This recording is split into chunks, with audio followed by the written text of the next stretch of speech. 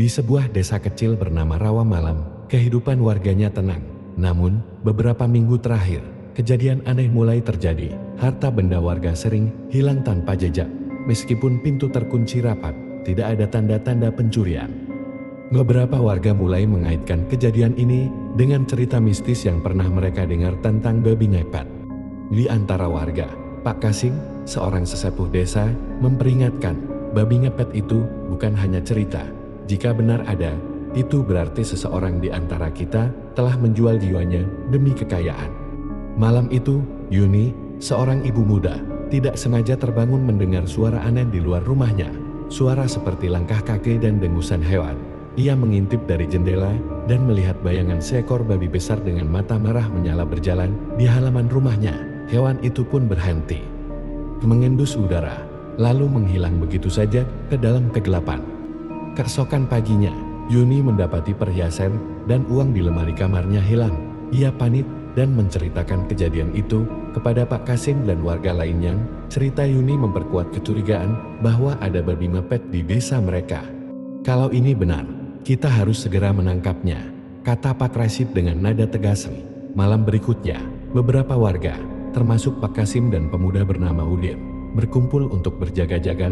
Mereka bersembunyi di sudut-sudut desa, membawa senter, parang, dan jaring.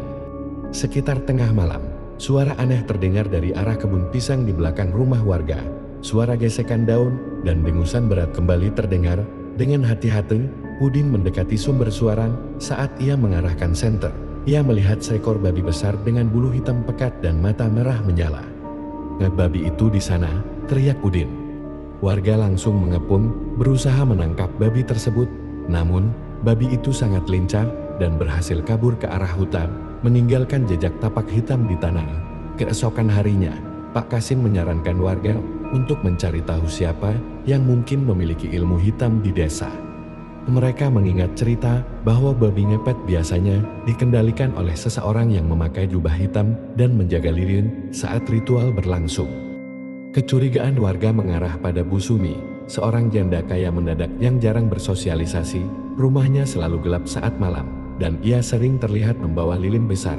Malam itu, warga mengintai rumah Bu Sumi. Benar saja, dari celah jendela, mereka melihat Bu Sumi duduk di ruang tamu.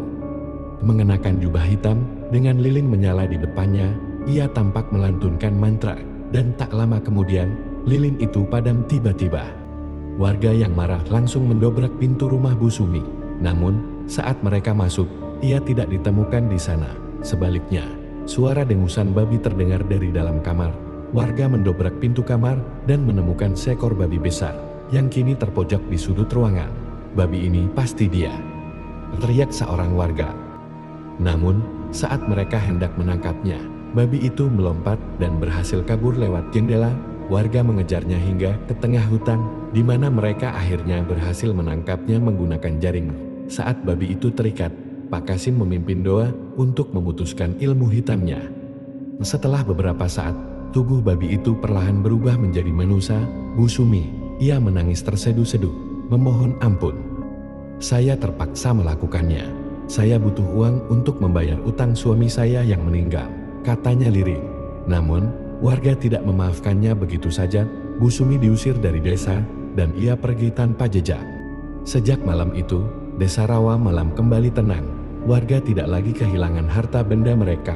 Namun, cerita tentang teror babi ngepet itu menjadi legenda yang terus diceritakan, mengingatkan semua orang akan bahaya ilmu hitam dan keserakahan.